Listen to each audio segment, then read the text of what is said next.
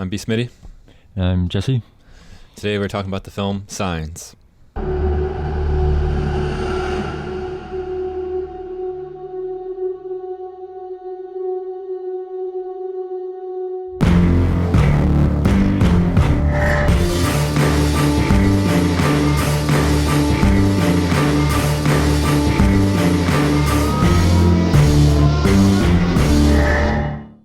Released in 2002, directed by M. Night Shyamalan. So this is our first M. Night film that we're talking about. Yeah. And I think for me, it's probably my favorite M. Night film. Yeah. He's got some really good ones from the late 90s, the probably mid-2000 era. If I had to vote, I'd probably say this is probably the one I would probably watch the most. So I'd say it's probably my favorite then. That's probably what it is. It's the most watchable for sure out of them. Like Sixth Sense is definitely, classic. We wouldn't know M. Night if it wasn't for Sixth Sense. Yep. So. But for me, Signs is just one of those, like, I kind of connect with Signs a lot more than those other ones. Yeah, and I agree with you on that because it's like, I don't know, it's just, I can't even explain really in words what it kind of is, but it's just like, it's something like you have a little bit more feel of the movie. Yep. Like it's a slower kind of pace movie, but I don't know, I feel like it's a more like kind of like it's more real in a way. Yeah. Even though it deals with the extraterrestrial, right. but it's, I don't know. Yeah. I guess the way the story's told. Yeah. I think that's kind of the thing too. It's a very well written and very well made story, and it's basically it's starring Mel Gibson and Joaquin Phoenix. Basically it's a family living on a farm, and they're rural Pennsylvania. Just doing their thing, and then they have one day out of nowhere the news turns on, and they come with the mysterious crop circles. No, the crop circles come first. Yeah, that's right. Yeah. Got the crop circles, and something's going on. Yeah, they think it's the neighbors. The neighbors. I forget what the names were. Something brothers or something. Like the Linus Brothers or something. Something weird. Some weird Lionel Brothers. Or I can't even remember.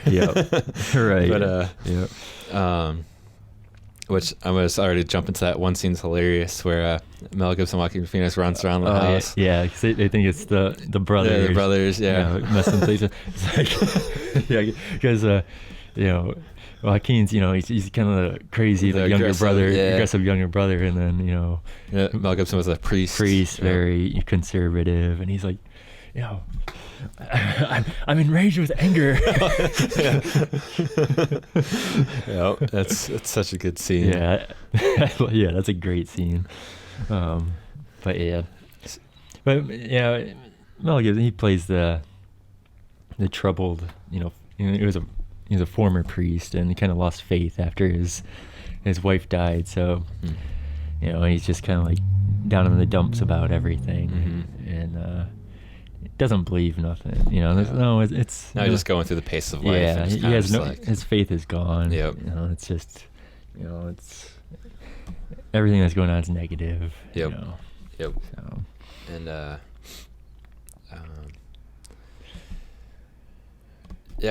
basically the when everything starts getting kind of crazy is I don't even know why he's in the closet watching the news scene at that point, but he's in the closet. Yeah, it started off kind of like where there's a whole crop circle thing. All right, what's going on? And then I think they got another one. Local sheriff's down there, and they're like, but then all of a sudden, the young daughter sees there's the same thing on every station. Yeah, and then they're like, oh crap, there's crop circles in India. There's crop circles here in Europe and Asia and. So then the humor kind of gets in of them just glued to this TV, and Mel Gibson's character is like, quit worrying about this stuff, and the foil. You're frying your brain. Yeah, let's get to reality. Eat some fruit or something. Yeah. I just love that whole sequence of wherever it was filmed, you know, the kids that like, run into like when they see the alien for the first time. Yeah. It's such a good scene. It kind of just give you like it's sneak, like, oh crap, and that's, you know, that's when he was in the closet and seeing that, watching the TV in the closet, and then it's like, oh, holy crap, there's something going on. Yep. And then that's when it starts getting, all right, this is kind of serious now. Yep. Yeah, it's kind of cool with that, how this movie too, they don't go like full on crazy, like showing a bunch of aliens. No, and, you really only see the one, and then like one later on, it's always just like kind of like a shadow of it. Mm-hmm. You know, I don't really see much, you know, detail. It's almost, you have to you get your own idea, your own vision of it up until, you know, the climatic parts of the movie. Yep. But no, it's cool how it worked out, and I really like the flashbacks of like him and his wife going to, like him going to that crash scene of his wife, and then it's kind of like eerie, and it kind of showed.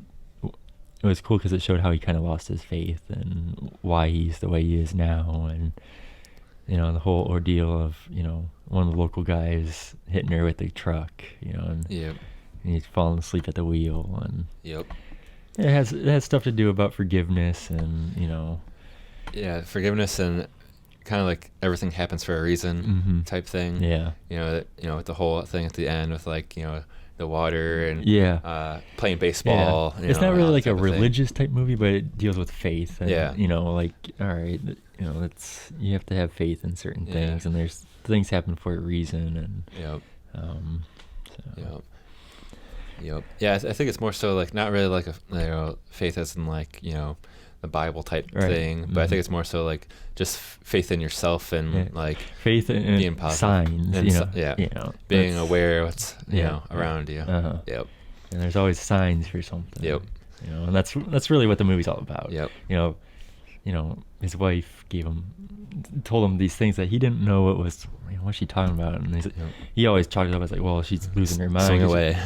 You know, she's dying. She doesn't, you know, she doesn't have sense of what's going on. So she just rambled these words that maybe she thought of, you know, that crossed her mind in the past, and you know, like this swing away thing. Where, you know, and then the young daughter with all the water. She always has to have these glasses of water, leaves them everywhere. You know, and that ends up being a sign later. You know, so it's. Yeah. I really like you know, the character. If you don't know, if you've seen this movie or whatever, the character that actually falls asleep at the wheel is M. Night Shyamalan, and I actually like his little role. No, it's cool. He does. It's very like, it's almost like you're kind of like, he's very just like reserved, and like you kind of wonder what the deal is, and that's a whole another great scene where, because you didn't really know what it was all about, and he's like, all of a sudden, like, well, I'm going to Ray Reddy's house. I'm like, all right. And then they're like, I love when they like when he says that, like the Joaquin Phoenix character just like pops up and just like, you know, like, why are you going there? Like, and one of my favorite scenes in the movie is when he's at Ray Reddy's house with the, you know, and he's yelling in the closet for, you know, at the alien. Oh yeah, I'm a police officer, and we will arrest you. And I'll throw you in the paddy wagon. It's so good. Yeah, that whole sequence is pretty awesome. It makes me wish Mel Gibson didn't kind of lose his mind and did a little bit more movies that were. Yeah, like I feel like he is kind of made for that type of, you know, role where it's like a serious role, but he can pull off like good, like, you know, little punches of comedy. Of comedy. Yep. Yeah, like, I don't know. We can get in a whole story about Mel Gibson and like all the good movies he did, and then all of a sudden, you know, personal issues, and then like, all right, it's probably the last movie I really liked him in was Signs. Yeah, I don't really know too many. I don't think I've really seen much of his newer stuff. No, I don't even think he makes too much anymore. Yeah. But Rory Culkin. Yeah, he played. The kids did good in that movie. I thought. Did, Abigail Breslin. Yeah. Yep. Yeah. Yeah, they did really good. Yeah. They actually work really well as like a brother and sister. Like they seem like they would be brother and sister. It's not like an awkward, like just a pair of kids. Yep. I like the whole, you know, like how they believe, you know, and of course the kids will believe and adults don't type storyline, but it works really good in this. And Joaquin plays that good like brother. You know, he's support. It's like just kind of like, oh, I'm just gonna hang out with the kids. Yeah, right. Just he's that kind of like cool uncle. Yeah, he doesn't really have much going on for his life, but he's a cool guy. Yeah, I really like his performance. For sure. And M. Night used him again in The Village and stuff too. So he's one of his guys now. Yep. And for sure. It's when M. Night was in his roots of how an M. Night film. It felt like an M. Night movie, and lately I don't get that feel of the M. Night movie. Yeah, it's just a different. I feel like there's like the signs to probably The Happening. We're all kind of similar, and kind of probably since The Happening. I feel like probably because The Happening didn't do well at all. He kind of had to move in a different direction, which I'm not the biggest fan of his newer movies, but there are people who really love his newer movies. Yeah, he's getting a new following, I think, and I'm not I haven't really got on board with his new stuff yet. Yeah. I'm not. But you never know. You never know. Obviously, he has it in him to bring out some great films. Yeah. So because really I've liked them all up into The Happening. So, and even though The Happening didn't, I had terrible ratings. I mean, even Signs didn't get great reviews, and The Village, but I liked all of them. Yeah, me too. Probably the only one I didn't really care for was That Lady in the Water. Yeah, that was probably my least favorite of the bunch up to Happening type. Unbreakable is really good. I liked that a lot, but hey, people change. But and even with M. Night, like there's directors that don't have that many good movies. So he definitely had has some classics for sure already. And being his age, he could bring out way more. Like it seems like his earlier ones, he wanted that more of a kind of like how Hitchcock did his movies, where it wasn't nothing over the top really. It was more of a story with a twisted ending or something like that. And that's like all of his early movies had that twist of an ending. Sixth Sense, Unbreakable. I kind of feel like too, like, I mean, it might not be true or not, but like his earlier films, it's like exactly how he felt like making a movie and what he felt like a movie should look like. And I kind of feel like now, like even if he is like directing, produces, does the whole thing, it's more so thought of will this audience like it more than this audience type thing, which may eventually have to do that, but I feel like something like Signs, like I don't think he was thinking of a demographic of people that would like it.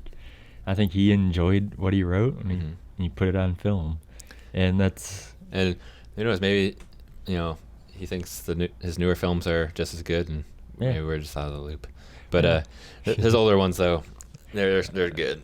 I was excited to see another M. Night movie when it came out, because like when you went to the theater to see this new M. Night, it's like, oh man, it looks like his previous movies, but it's different. You were walking into M. Night film like just super excited. But I think what I don't know if there's really too much I would like really change with Signs. I kind of I really can't think of anything off the top of my head. There's nothing really. I don't think there's anything I'd add to the movie, because they do really good with the flashbacks and the whole the Ray Reddy situation. They do really good with that type of stuff. There's really nothing that's kind of like not really like that doesn't feel right in it or anything. I like the ending. I like how the ending was. I'd maybe do something a little bit different with the alien at that point. That's what I was gonna say. Probably what I would change up maybe. But that's probably the scariest thing to deal with being M. Night, is like, how do you make an alien not look stupid or just be cheesy? It's definitely not cheesy. It's not cheesy and it's not great. Yeah, I think it was done okay. It's not bad. But I feel like there could have been something that made it a little bit more like it was kind of like unsuspenseful. And I think that's kind of more so like you were kind of worried, and you knew the Rory Culkin character was in peril outside, having his asthma attack situation.